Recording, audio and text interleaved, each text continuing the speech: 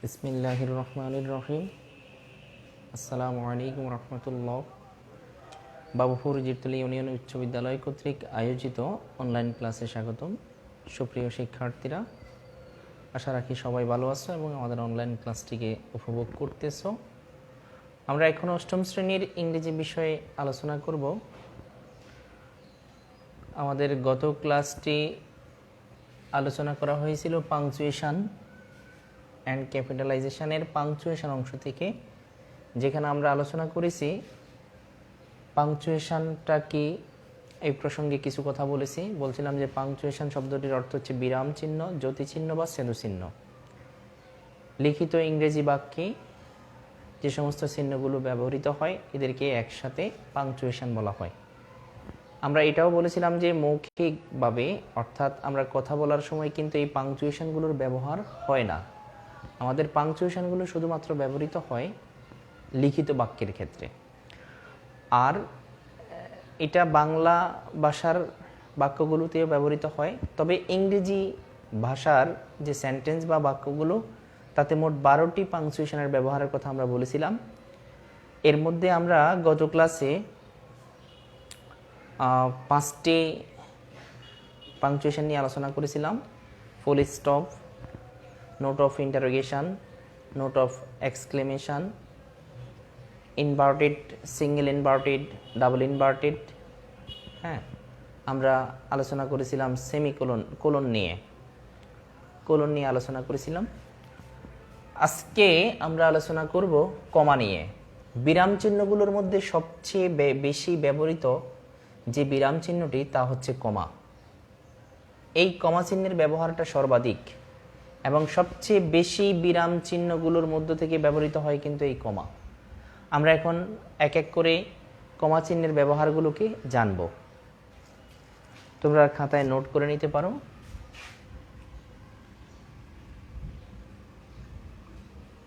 আমি এভাবে বৃত্তাকৃতির করে করতেছি, এভাবে করলে সহজে মুখস্থ করা যাবে।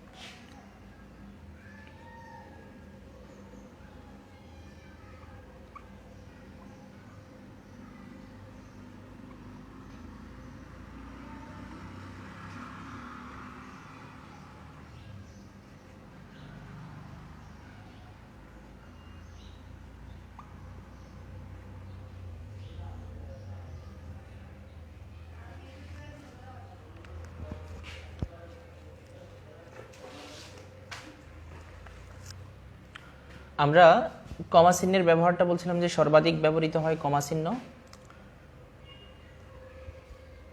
লিখিত ইংরেজি বাক্যে কমা চিহ্নের ব্যবহারটি 16টি ক্ষেত্রে হতে পারে। তন্মধ্যে আমরা উল্লেখযোগ্য ব্যবহারগুলোকে নিয়ে আসছি। খেয়াল করো, আমরা ডান দিক থেকে যদি পর্যালোচনা করি তাহলে দেখতে পাচ্ছি যে প্রিন্সিপাল ক্লজকে সাবঅর্ডিনেট ক্লজ থেকে আলাদা করতে, আমি প্রত্যেকটির উদাহরণের আলোকে আলোচনা করব তোমাদের বোঝাটা যেন সহজ হয়। প্রিন্সিপাল ক্লজ, সাবঅর্ডিনেট ক্লজ, এটা বিশেষ করে কমপ্লেক্স সেন্টেন্সে, তোমরা অষ্টম শ্রেণীর শিক্ষার্থীরা হয়তো তোমাদের চেঞ্জিং সেন্টেন্সের সিলেবাসে সিম্পল কমপ্লেক্স কম্পাউন্ড পাও নাই। ইনশাআল্লাহ নবম শ্রেণীতে যখন উন্নীত হবে তখন তোমরা এটি পাবে। তো কমপ্লেক্স সেন্টেন্সটা সেন্টেন্সের একটা প্রকারভেদ। গঠন অনুসারে সেন্টেন্স 3 প্রকার, তার মধ্যে একটি হচ্ছে কমপ্লেক্স সেন্টেন্স। এখন এই কমপ্লেক্স সেন্টেন্সে 2টি ক্লজ থাকে। ক্লজ মানে বাক্যের অংশ, সংক্ষেপে বাক্যাংশ বা খণ্ডবাক্য বলে।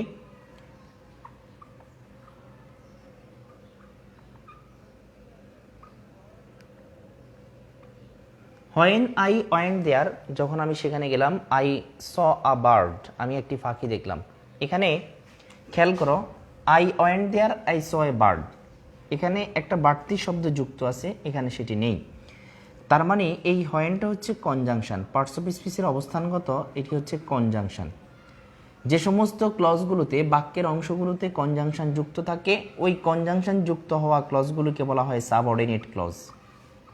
যে সমস্ত বাক্যের ক্লজগুলোতে কনজাংশন যুক্ত থাকবে, ওই কনজাংশন যুক্ত ক্লজটিকে বলা হবে সাবঅর্ডিনেট ক্লজ। আর কনজাংশনবিহীন যে ক্লজটি তাকে প্রিন্সিপাল ক্লজ বলা হবে। সাবঅর্ডিনেট শব্দের অর্থ হচ্ছে নির্ভরশীল, এর অপর একটি নামও আছে, একে ডিপেন্ডেন্ট ক্লজও বলা হয়। প্রিন্সিপাল ক্লজ, তাহলে এই দুটি ক্লজের মাঝখানে কমা চিহ্নের ব্যবহার আমরা দেখতে পাচ্ছি, অর্থাৎ প্রিন্সিপাল ক্লজকে সাবঅর্ডিনেট ক্লজ থেকে আলাদা করতে। এখানে এই প্রিন্সিপাল ক্লজটা সাবঅর্ডিনেট ক্লজ থেকে আলাদা হয়েছে মাঝখানে এই কমা চিহ্নটা ব্যবহারের মাধ্যমে।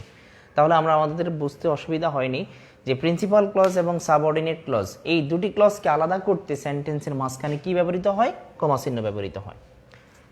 এরপরের যেটি লিখছিলাম যে একই পার্টস অফ স্পিচের 2 এর অধিক শব্দের ক্ষেত্রে, একই পার্টস অফ স্পিচ, আমরা জানি যে পার্টস অফ স্পিচ হচ্ছে 8 প্রকার: noun, pronoun, adjective, verb, adverb, preposition, conjunction, interjection.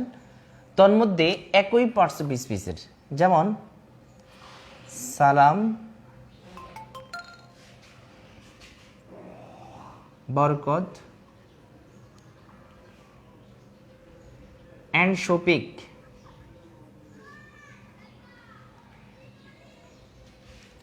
died in language movement, ভাষা আন্দোলনে সালাম, বরকত এবং শফিক মারা গিয়েছে। এই সালাম, বরকত, শফিক এগুলো প্রত্যেকটি পার্টস অফ স্পিচের অবস্থানগত হচ্ছে নাউন, তিনটাই নাউন। শেষ 2টি পার্টস অফ স্পিচকে যুক্ত করছে মাঝখানে অ্যান্ড কনজাংশনটা বসে।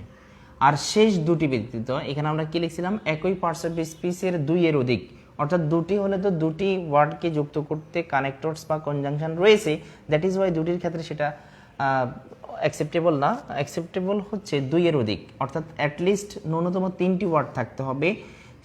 আর 3টি ওয়ার্ডের মধ্যে শেষ 2টি অ্যান্ড দ্বারা যুক্ত থাকবে, এবং আগেরগুলোর প্রত্যেকটির পরেই কিন্তু আমাদেরকে এই কমা চিহ্নের ব্যবহার করতে হবে। তার মানে এখানে সালাম, বরকত, শফিক এই 3টি হচ্ছে পার্টস অফ স্পিচের একই অবস্থানে নাউনে, আর শেষ 2টি অ্যান্ড দ্বারা যুক্ত হয়েছে, প্রথমটির পরে আমাদেরকে কমা চিহ্নের ব্যবহার করতে হয়েছে। অর্থাৎ একই পার্টস অফ স্পিচের 2 এর অধিক শব্দ থাকলে শেষ 2টি অ্যান্ড দ্বারা যুক্ত থেকে পরবর্তীগুলোর পরে কমা চিহ্নের ব্যবহার হবে। এরপরে আমরা লিখছিলাম যে ইন্ট্রোডাক্টরি ইয়েস বা নো এর ক্ষেত্রে, ইন্ট্রোডাক্টরি মানে প্রারম্ভ বা শুরু, ইন্ট্রোডাক্টরি মানে হচ্ছে প্রারম্ভ বা শুরু। আমরা অনেক সময় দেখি যে সেন্টেন্সের শুরুতে ইয়েস বা নো থাকে উত্তর হিসেবে। অ্যাকচুয়ালি ইয়েস বা নোটা সঙ্গতি অসঙ্গতি বোঝায়। এই ইয়েস বা নো এর পরে কমা থাকতে পারে।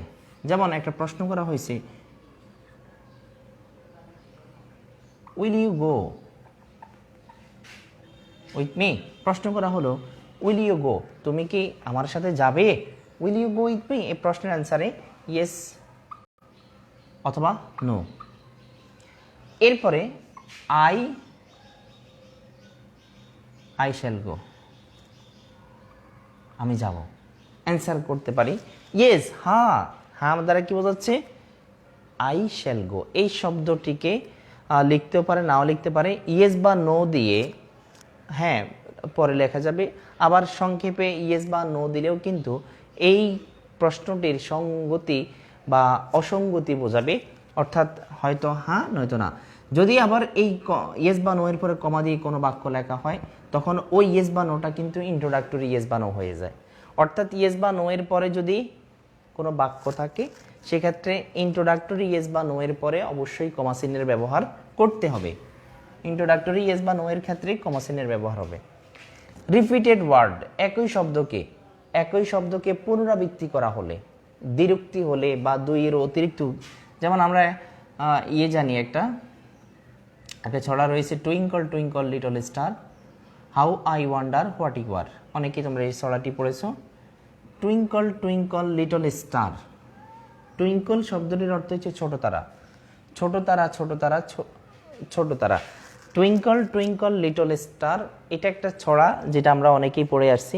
এখন এই টুইঙ্কল শব্দটিকে দ্বিরুক্ত দুইবার উচ্চারণ করেছি বিদায় প্রথমবারের পরে দ্বিতীয়বারের পূর্বে এই কমা চিহ্নের ব্যবহার হয়েছে। এভাবে আমরা যতগুলো শব্দ রিপিট করব, পুনরাবৃত্তি করব, পুনরায় বলবো, পুনরায় আলোচনা করব, সেক্ষেত্রে আমরা এই কমা চিহ্নের ব্যবহার অবশ্যই করব। এরপরে কোনো ওয়ার্ডস বা এক্সপ্রেশন, কোনো শব্দগুলো বা কোনো অনুভূতির পরে, যেমন আমরা অনেক সময় লিখি অ্যাজ এ রেজাল্ট, ফলে, এর ফলে তোমাকে ভুগতে হবে, অ্যাজ এ রেজাল্ট, এই একটা ওয়ার্ডস বা এক্সপ্রেশন। ফর এক্সাম্পল, উদাহরণস্বরূপ, হ্যাঁ। এরপর হচ্ছে কনসিকুয়েন্টলি, তাৎক্ষণিকভাবে, ঠিক আছে।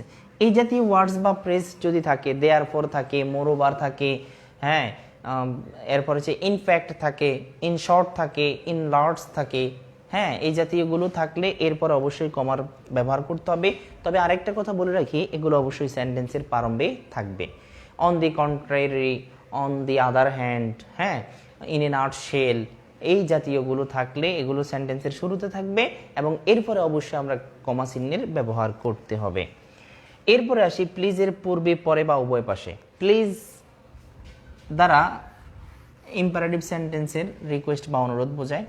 প্লিজ তিনভাবে থাকতে পারে। প্লিজ সরাসরি সেন্টেন্সের শুরুতে থাকতে পারে, please give me a fan, দয়া করে আমাকে একটি কলম দাও, একটা বাক্য হয়ে গেল। দেখলাম প্লিজটা শুরুতে থাকার কারণে প্লিজের পূর্বে পড়ছে। আবার থাকতে পারে give me a fan please, আমাকে একটি কলম দাও দয়া করে। এখানে দেখতে পাচ্ছি আমরা প্লিজটা শেষে থাকতেছে।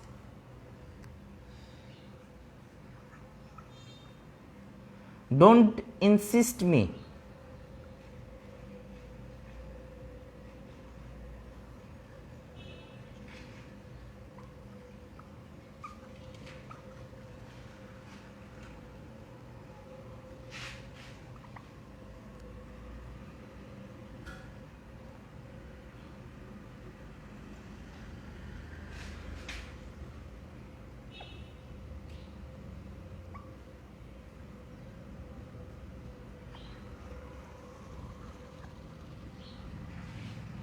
খেয়াল করো, don't insist me please, I am in a hard situation, আমাকে বিরক্ত করো না দয়া করে, আমি একটা কঠিন অবস্থায় আছি।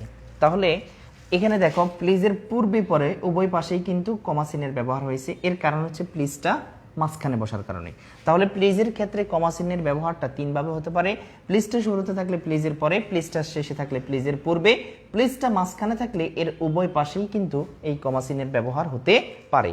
তাহলে প্লিজের পূর্বে, পরে বা উভয় পাশে কি হয়? কমা চিহ্নের ব্যবহার হয়। এরপরে লিখছিলাম ট্যাগ কোশ্চেনের সেন্টেন্সটির পরে।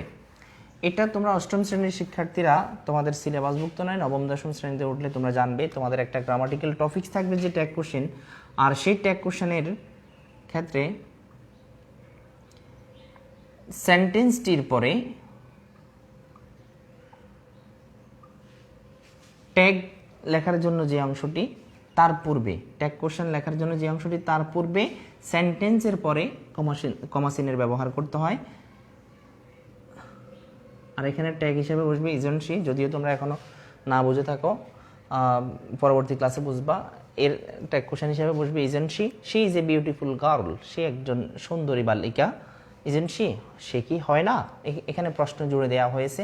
তাহলে এখানে এই সেন্টেন্সটির পরে কমা চিহ্ন, অর্থাৎ ট্যাগ কোশ্চেনের পূর্বে সেন্টেন্সটির পরে কমা চিহ্ন ব্যবহৃত হয়েছে।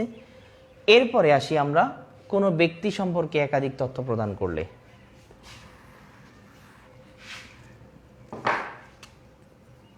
যেমন mister Golam Sarwar, the head teacher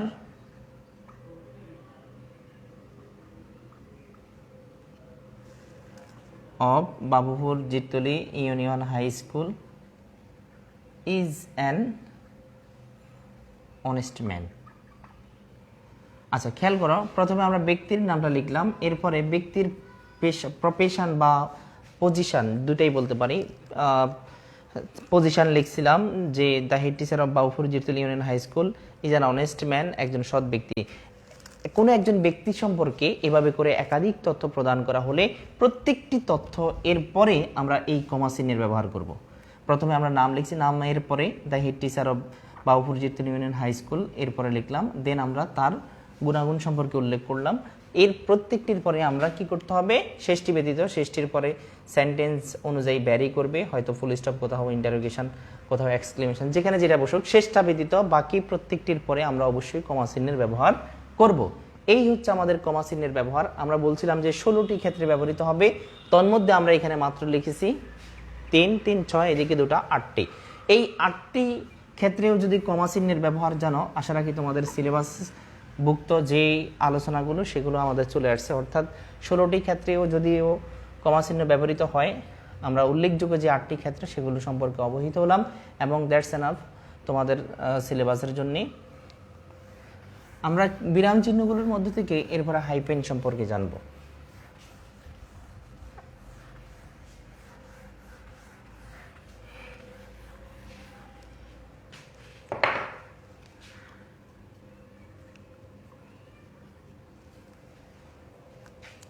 হাইপেনটা symbolically কীরকম তোমরা দেখো, অনেকটা যদি ম্যাথমেটিক্যালি বলি তাহলে সেটা হচ্ছে মাইনাস চিহ্নের মতো। হ্যাঁ, বিশেষ করে এর যে ব্যবহার সেটা হচ্ছে কম্পাউন্ড ওয়ার্ডসের ক্ষেত্রে। কম্পাউন্ড মানে যৌগিক, কম্পাউন্ড শব্দের অর্থ যৌগিক, ওয়ার্ডস মানে শব্দ। কম্পাউন্ড ওয়ার্ডসগুলোতে এই বিরাম চিহ্নের ব্যবহার হয়। ফর এক্সাম্পল দেখো তোমরা, যেমন ব্রাদার, এটা একটা ওয়ার্ড, ইন একটা ওয়ার্ড, ল একটা ওয়ার্ড, কিন্তু এগুলোকে কম্বাইন্ড করলে এটা একটা ওয়ার্ডেই কাউন্ট হবে, তবে সেই ওয়ার্ডটা হবে compound word. Brother in law এর অর্থ হচ্ছে শালা বলা হয়, ফাদার ইন ল শ্বশুর বলা হয়। এরপরে আসো, ইল ফেটেড এর অর্থ হচ্ছে দুর্ভাগা। তাহলে এটা একটা কম্পাউন্ড ওয়ার্ড। তাহলে কম্পাউন্ড ওয়ার্ডগুলোর ক্ষেত্রে কোনো কোনো ক্ষেত্রে দেখবো আমরা যে ওয়ার্ডের পূর্বে পরে, যেমন এখানে ইন, ব্রাদার ইন ল এর ইনের পূর্বে পরে, ফাদার ইন ল এর ইনের পূর্বে পরে, বাট ইল ফেটেড তার মানে 3টি ওয়ার্ড হলে মাঝখানাটির পূর্বে পরে এই হাইফেনের ব্যবহার হবে, আর 2টি হলে 2টির মাঝখানে কি হবে? এই হাইফেনের ব্যবহার হবে।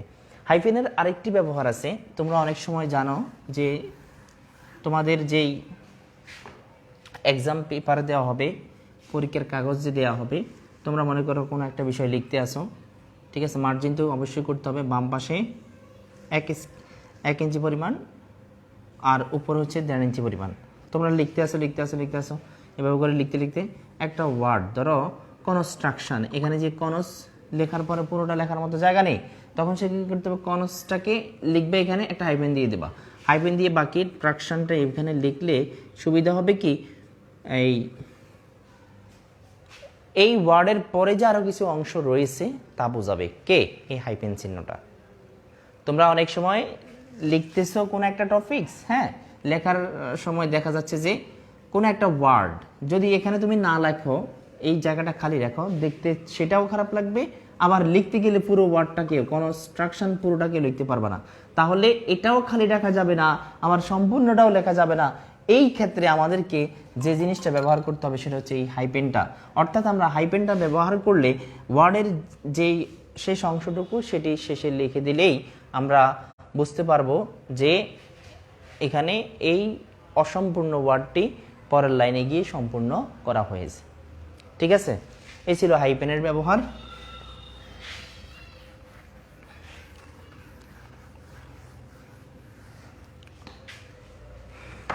বিরাম চিহ্নগুলোর মধ্যে একটি রয়েছে অ্যাপোস্ট্রফি।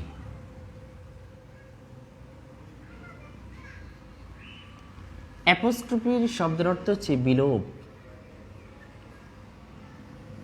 বিলোপকে আমরা অন্যভাবে যদি বলি বাদ দেওয়া।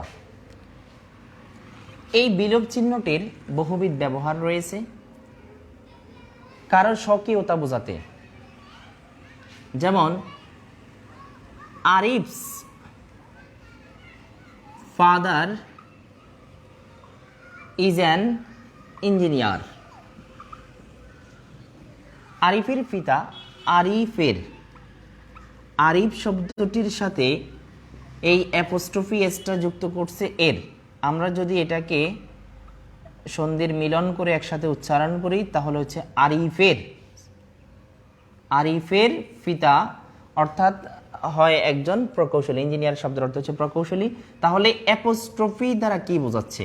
অ্যাপোস্ট্রফি দ্বারা আরিফকে নির্দিষ্ট করে বোঝাচ্ছে, আরিফের স্বকীয়তা প্রকাশ করেছে, নিজস্বতা প্রকাশ করেছে। আরিফের পিতা হয় একজন প্রকৌশলী। আবার এই অ্যাপোস্ট্রফি কিন্তু এখানে দেখো এস এর পূর্বে বসছে, অনেক সময় কিন্তু এস এর পরেও বসে। যেমন আমাদের নোয়াখালী জেলাতে একটা গার্লস স্কুল আছে, এই গার্লস স্কুলটা সকল বালিকাদের জন্য, কোনো স্পেসিফিক নির্দিষ্ট কোনো বালিকার জন্য না। তাহলে নোয়াখালী গভর্নমেন্ট গার্লস স্কুল, এখানে দেখো অ্যাপোস্ট্রফিটা আমরা এস এর পরে দিয়েছি। বালিকাদের বিদ্যালয়, নোয়াখালী সরকারি বালিকাদের বিদ্যালয়। এখন বালিকাদের বলতে বালিকা একজন না, অনেকজন, প্লুরাল, সাবজেক্টটা প্লুরাল এখানে। বালিকাদের, বালিকাদের অর্থাৎ বালিকা সকলের, যে কোনো বালিকার জন্যই এই নোয়াখালী গভর্নমেন্ট গার্লস স্কুল। এখানে এই এস এর পরে অ্যাপোস্ট্রফি বসার কারণ হচ্ছে এই গার্ল শব্দটি এখানে সিঙ্গুলার না, এটা প্লুরাল। এখানে আরিফ শব্দটি সিঙ্গুলার বিদায় এসটা এস এর পূর্বে অ্যাপোস্ট্রফি হয়েছে, আর এখানে গার্লস শব্দটি প্লুরাল বিদায় এস এর পরে অ্যাপোস্ট্রফি হয়েছে। আশা রাখি তোমাদেরকে বোঝাতে সক্ষম হয়েছি। বালিকাদের মানে এখানেও স্বকীয়তা বোঝাচ্ছে, তবে এখানে ছিল সিঙ্গুলার, এখানে হচ্ছে প্লুরাল। এখানে গার্লস শব্দটি প্লুরাল বিদায় এস এর পরে অ্যাপোস্ট্রফি হয়েছে, আর এখানে আরিফ শব্দটি সিঙ্গুলার বিদায় আরিফের পরে এস এর পূর্বে অ্যাপোস্ট্রফি হয়েছে। অ্যাপোস্ট্রফি এর উল্লেখযোগ্য একটি ব্যবহার হচ্ছে যেটা তার অর্থের আলোকে, সেটি হচ্ছে বিলোপ করা। তোমরা এই বিষয়টা অনেকেই জানো যে আমরা অ্যাপোস্ট্রফি দিয়ে বিশেষ করে ট্যাগ কোশ্চেন করতে আমরা এই বিলোপটা বেশি করে থাকি। যেমন can not, can not, can নটকে আমরা একসাথ করে লিখলে CAN অ্যাপোস্ট্রফি কান্ট। যদি উইল নট লিখি, উইল নটকে আমরা একসাথ করে লিখলে ওন্ট লিখতে পারি, WON অ্যাপোস্ট্রফি ওন্ট। এই অ্যাপোস্ট্রফিটা বিলোপ করে, হ্রাস করে, কমিয়ে ফেলে কিসের? কোনো একটা শব্দের মধ্যে এক বা একাধিক বর্ণকে।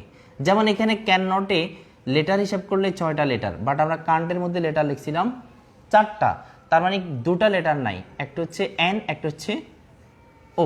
এই 2টা লেটার এখানে বিলোপ হয়েছে। এখানে 7টা লেটার লিখলাম 4টা, তার মানে 3টা বিলোপ হয়েছে। সেই 3টা হয়েছে কি? ওই যে ডব্লিউ এর পরে ILL ইলটা বাদ চলে গেছে। ঠিক আছে, এখানে একটু ব্যতিক্রম হয়েছে এটা।